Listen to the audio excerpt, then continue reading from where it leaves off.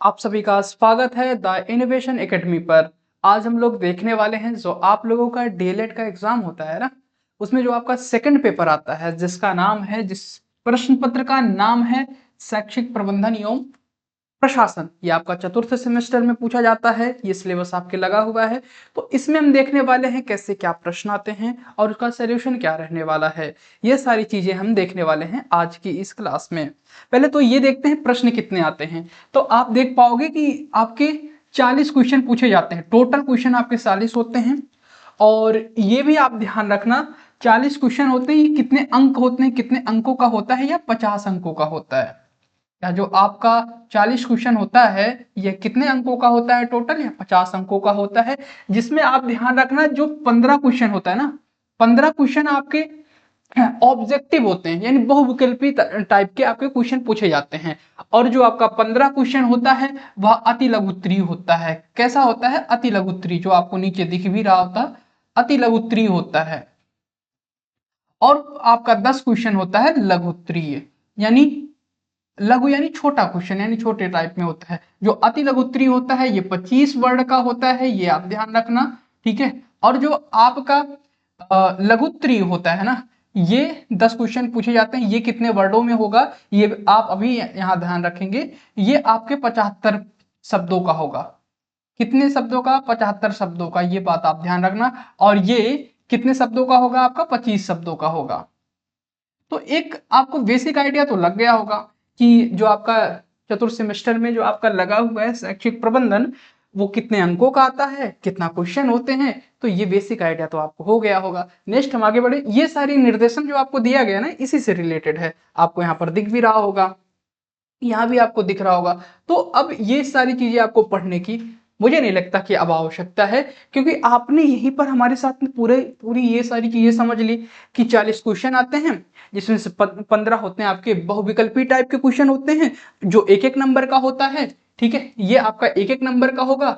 और जो आपका अति लघुत्तरीय है ये भी आपका 1 नंबर का होगा, लेकिन जो आपका लघुत्तरीय है ये आपका 2 नंबर का होगा। तो आप देख पाओगे 10 क्वेश्चन ये, 20 नंबर का तो ये आपका लघुत्तरीय हो गया, और 15 नंबर का आपका ये हो गया, और 15 नंबर का आपका ये, यानी एक एक नंबर का है तो 15 15 30, और 20 आपका टोटल कितना हुआ? 50 अंक। टोटल कितना हुआ? 50 अंक हुए आपके। ठीक है, हम आगे बढ़ते हैं क्वेश्चन की ओर। हम आगे बढ़ते हैं किस तरीके से आपका ये जो 15 नंबर का क्वेश्चन यानी बहुविकल्पी आता है वो हम देखते हैं वो किस तरीके का आता है। तैयार हैं हमारे साथ? हम लोग आगे चलते हैं। यानी वस्तुनिष्ठ जो क्वेश्चन आप लोगों को पूछा गया है आप लोगों से, वो हम देखते हैं। जो पहला क्वेश्चन आप लोगों का रहा है वो आपका ये रहा है कि आपको बताना है ग्रेग के अनुसार प्रबंधन को कितने भागों में बांटा गया है। यानी जो ग्रेग हैं उनके अनुसार जो प्रबंधन है उसको कितने भागों में बांटा गया है। तो ग्रेग के अनुसार प्रबंधन को 5 भागों में बांटा गया है। ये बात आप ध्यान रखना। वो 5 भाग आपके कौन कौन से हैं ये भी आप थोड़ा सा यहीं पर ध्यान रखेंगे। पहला जो है आपका, पहला आपका योजना, ठीक है, योजना। और दूसरा आपका है संगठन। और तीसरा आपका जो रहने वाला है वह है निर्देशन, यानी डायरेक्शन। और जो आपका चौथा है ना, वो आपका रहने वाला है क्या है? समन्वय। तो ये 5 आपके बताए हैं प्रबंधन के, यानी प्रबंधन को इन्होंने 5 भागों में विभक्त किया है। यानी पहले कोई भी हम प्रबंधन यानी कोई भी चीज को हम जब यानी प्रबंधन हम करते हैं तो ये सारी चीजें उसमें होती हैं। हम पहले किसी चीज का जब हम प्रबंधन करेंगे तो एक कोई ना कोई योजना तो हमें बनाना पड़ेगा। तो योजना हम बनाएंगे, फिर एक संगठन होगा, फिर उसका कोई एक डायरेक्शन करेगा, यानी पूरी सब चीजों को वो निर्देशित करेगा किस तरीके की क्या सारी चीजें होने वाली है। क्योंकि जब संगठन है तो निर्देशक होना बहुत आवश्यक है, बिना उसके चलने वाला नहीं है। तो ये ध्यान रखना। और सबके बीच में समन्वय होना ये तो अति आवश्यक है, ये बात आप ध्यान रखना। ये तो आपके 4 हैं। और जो आपका एक रहने वाला है वह है आपका संचालन। क्या बिना संचालन के कुछ होगा? नहीं होगा। संचालन। तो ये आपके कुल कितने हुए? 5 आपके प्रबंधन यानी प्रबंधन को इन 5 भागों में बांटा जा सकता है। नेक्स्ट क्वेश्चन की ओर हम आगे बढ़ते हैं। यानी इसका जो हम लोगों का आंसर रहने वाला है फर्स्ट, यानी ए इसका हमारा राइट आंसर है। नेक्स्ट क्वेश्चन हम लोगों का ये रहा इस क्वेश्चन में पूछा गया है हम लोगों से कि संस्थागत नियोजन का घटक नहीं है, यानी जो संस्थागत नियोजन होता है उसका घटक इनमें से क्या नहीं है, क्या बौद्धिक घटक है या राजनीतिक घटक है? तो ये बौद्धिक घटक है, संस्थागत नियोजन नियोजन के अंतर्गत आता है, राजनीतिक घटक भी आता है, सामाजिक घटक भी आता है, लेकिन जो आपका उत्पादन घटक है यह नहीं आता। तो इसका जो हमारा राइट आंसर हो जाएगा वह हमारा राइट आंसर क्या होगा, उत्पादक घटक। यही आपका नहीं होगा, संस्था नियोजन के अंतर्गत यही घटक आपका नहीं आएगा। तो जो दूसरा क्वेश्चन हम लोगों से पूछा गया था 2023 में, उसका आंसर सी आएगा। नेक्स्ट हम आगे बढ़ते हैं। जो आपका अगला क्वेश्चन पूछा गया था वो था एक प्रबंधक को होना चाहिए, यानी जो एक प्रबंधक होता है उसको किस तरीके का होना चाहिए, कठोर होना चाहिए।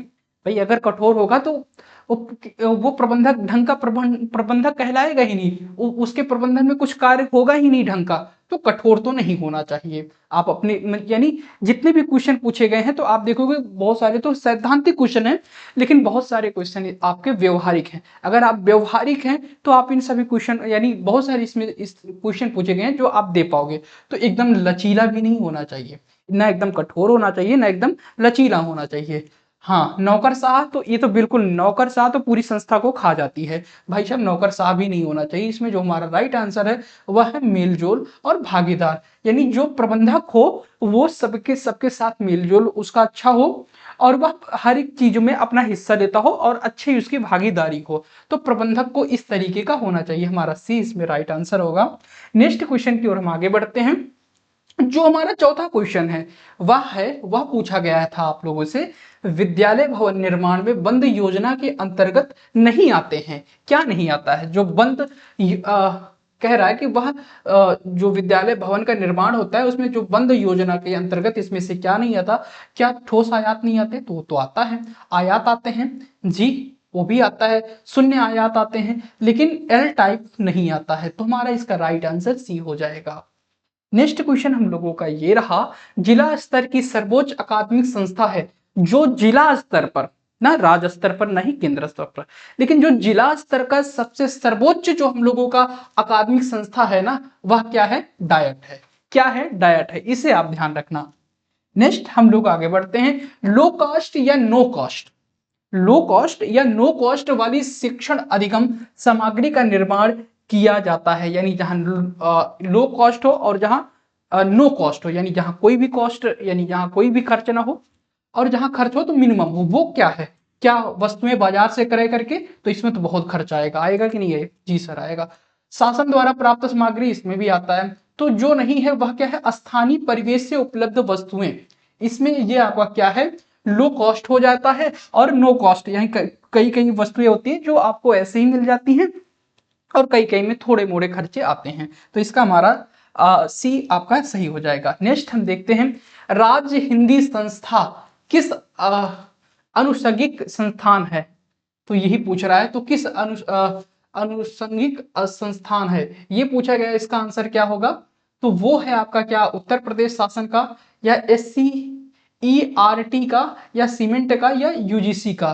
तो यह जो है आपका राष्ट्रीय राज्य हिंदी संस्थान, ये है आपका SCERT का। किसका है? SCERT, ये बात आप ध्यान रखना।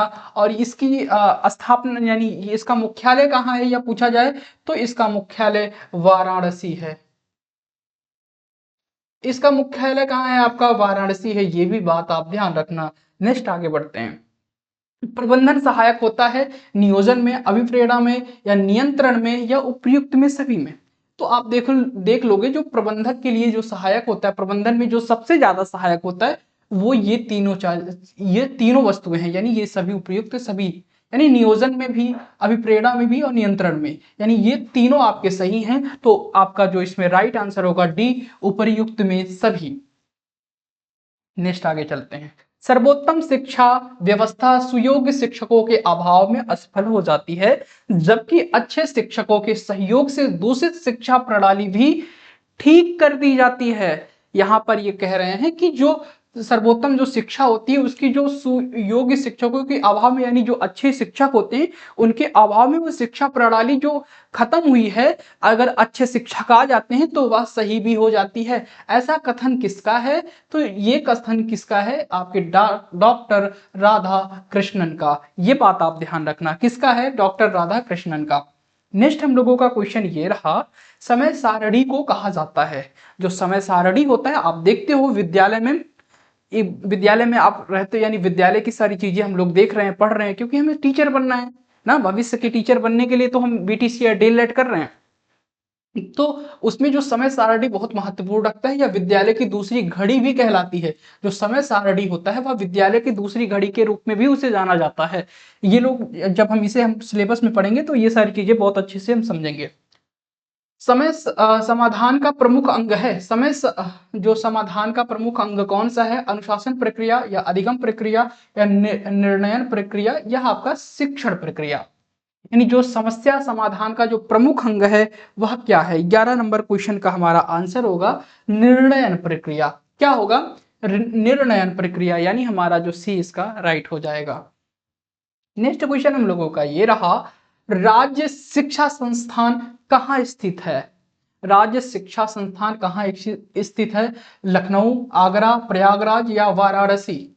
जो राज्य शिक्षा संस्थान है वह कहाँ पर है? तो यह पूछा गया है, तो वह है आपका प्रयागराज में। अगर आपसे पूछा जाए, इसे ध्यान रखना, जो राज्य शिक्षा संस्थान है वह प्रयागराज में उसका मुख्यालय, यानी वहां पर वो है। इंदिरा गांधी मुक्त विद्यालय यानी इग्नू, इंदिरा गांधी मुक्त विद्यालय यानी इग्नू की स्थापना कब हुई थी? ये आपसे पूछा जाए तो इससे ध्यान रखना 1885 में हुआ था। इग्नू की स्थापना पूछा जाए, बहुत महत्वपूर्ण प्रश्न है। यानी एक बात आप ध्यान रखना, इसमें से जो प्रश्न आप देख रहे हो ना, यानी अभी हम लोग प्रीवियस ईयर भी करेंगे, तो प्रीवियस ईयर के जो प्रश्न होते हैं वो रिपीट होते हैं, बहुत बार आपके प्रश्न पत्र में आ ही जाते हैं। तो जरूरी है कि आप इसे भी ध्यान रखेंगे। क्या पता अगली हमारे जो 2024 में हम लोग देने वाले हैं, 25 में देने वाले हैं, यानी 25 के फर्स्ट माह में, यानी जनवरी फरवरी में आपका एग्जाम है, तो उसमें जब आप देंगे क्या पता ये क्वेश्चन रिपीट हो जाए, तो इसे भी आप ध्यान रखना।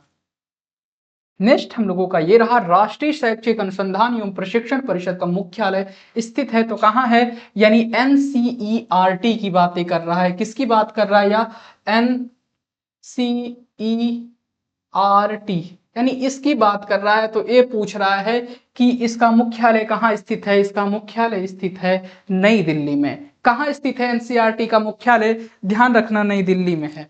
नेक्स्ट यानी जो हमारा आखिरी प्रश्न रहने वाला है, आंग्ल भाषा शिक्षण संस्थान स्थित है। जो आंग्ल भाषा शिक्षण संस्थान है वह कहाँ स्थित है? यहाँ पर पूछा गया है। इसका आंसर क्या होगा? आंग्ल भाषा शिक्षण संस्थान का संस्थान स्थित है कहाँ? प्रयागराज में।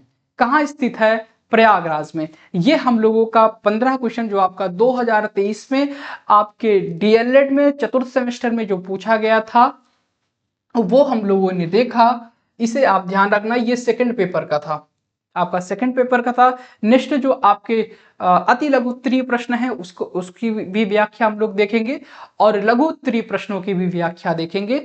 आपसे बस इतना ही है कि इस चैनल को आप सब्सक्राइब करेंगे, और यह आपका आने वाले समय में जो आपका डीएलएड है या बीटीसी से रिलेटेड सारी इंफॉर्मेशन और हर एक सब्जेक्ट को यहाँ पर कवर कराया जाएगा। आज के लिए बस इतना ही। आप सभी को धन्यवाद। चैनल सब्सक्राइब करेंगे और उसका बेल आइकन भी दबाएंगे। मेरा नाम भास्कर दुबे है, यहाँ पर लिखा है तो भी आप देख लिए होंगे, मैंने पहले नहीं बताया था तो कोई बात नहीं, ठीक है, अब बता दे रहा हूँ। ठीक है, मिलते हैं नेक्स्ट क्लास में।